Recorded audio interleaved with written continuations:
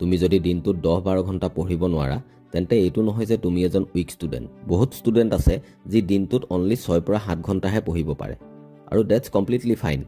তোমালোকক আগৰ ভিডিঅ'টোত প্ৰমিছ কৰাৰ দৰে আজি তোমালোকৰ কাৰণে এই ভিডিঅ'টো লৈ আহিছোঁ।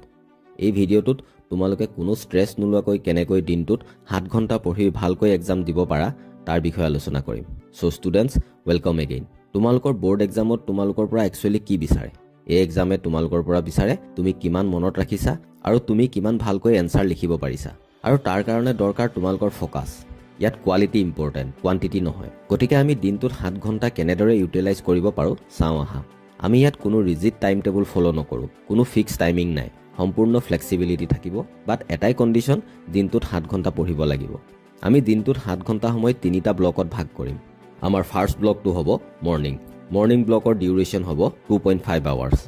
চোৱা, মৰ্ণিং আমাৰ মাইণ্ডটো ফ্ৰেছ হৈ থাকে। চ' আমি এই টাইমত টান পোৱা ছাবজেক্টবোৰ আৰু উইক ছাবজেক্টবোৰ পঢ়িম। এইখিনি সময় মেথছ, ছায়েন্স আৰু গ্ৰামাৰ প্ৰেক্টিছৰ কাৰণে আটাইতকৈ বেষ্ট। যিখিনি চেপ্টাৰ ইমান দিনে তোমালোকে টান পোৱাৰ কাৰণে পিছত পঢ়িম বুলি থৈ দিছিলা, সেইবোৰ এতিয়াৰ পৰা মৰ্ণিং প্ৰেক্টিছ কৰিবলৈ লাগি যোৱা। ডেইলি 10ৰ পৰা 12টা মেথছ ছল্ভ কৰা, ছায়েন্সৰ প্ৰব্লেমবোৰ প্ৰেক্টিছ কৰা আৰু গ্ৰামাৰ প্ৰেক্টিছ কৰা। চাবা লাহে লাহে চব ইজি হৈ আহিব। ছেকেণ্ড ব্লকটো হ'ব আফটাৰনুন আৰু এই ব্লকৰ ডিউৰেশ্যন হ'ব 2 আৱাৰ্ছ। এইখিনি সময়ত আমাৰ মেণ্টেল এনাৰ্জি মিডিয়াম লেভেলত থাকে। চ' এই টাইমত আমি মিডিয়াম লেভেলৰ কামখিনি কৰিব লাগে। এই টাইমত তোমালোকে থিয়ৰী পঢ়া আৰু মুখস্থ কৰাৰ কাম কৰিব পাৰা। লগতে এখন বহীত শ্বৰ্ট নোটছ বনাই যাবা। ছ'চিয়েল ছায়েন্সৰ দৰে ছাবজেক্টৰ কাৰণে এইটো বেষ্ট টাইম। পঢ়াৰ লগে লগে লিখি গ'লে বেছি ভালকৈ মনত ৰ'ব। লগতে ছায়েন্সৰ ডায়েগ্ৰাম আৰু ফৰ্মুলা প্ৰেক্টিছ কৰিবা। এইখিনি সময়ত কিতাপখন ষ্টৰী পঢ়াৰ দৰে পঢ়ি গ'লে নহ'ব। পঢ়াৰ লগতে সৰু সৰু নোটছ বনাই যাব লাগিব, যিখিনি নোটছে তোমাক এক্সামৰ টাইমত ৰিভিজন কৰাত বহুত টাইম বচাই দিব। আৰু আমাৰ থাৰ্ড ব্লকটো হ'ব ৰাতিৰ।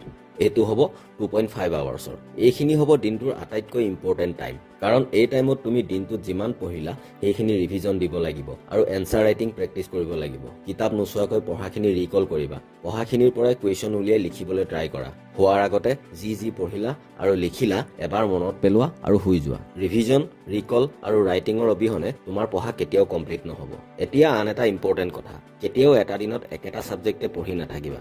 ছাবজেক্ট ৰটেশ্যন কৰিব লাগিব। দিনটোৰ এটা টাইমত যদি তুমি টান পোৱা ছাবজেক্ট পঢ়া, দেন আন এটা টাইমত ইজি ছাবজেক্ট পঢ়িবা। দিনটোৰ কোনোবা এটা টাইমত যদি থিয়ৰী পঢ়া, দেন আন এটা টাইমত নিউমেৰিকেলছ কৰিবা। আকৌ এটা টাইমত লিখিব লাগিব। মুঠতে ডেইলি 3টা ছাবজেক্ট পঢ়িব লাগিব আৰু লিখিব লাগিব। ফাইনেলি এই 7 আৱাৰ্ছ ষ্টাডি প্লেনৰ মতে যদি ডেইলি 7 ঘণ্টাও তোমালোকে ডিপলি ষ্টাডি কৰা আৰু কণ্টিনিউ এদিনো ব্ৰেক নিদিয়াকৈ এক্সামৰলৈকে ফ'ল' কৰা, তোমালোকে তোমালোকৰ বৰ্ডৰ এক্সামৰ ৰিজাল্ট ডেফিনেটলি চেঞ্জ কৰি দিব পাৰিবা। কনচিষ্টেঞ্চি ইজ দ্য কি।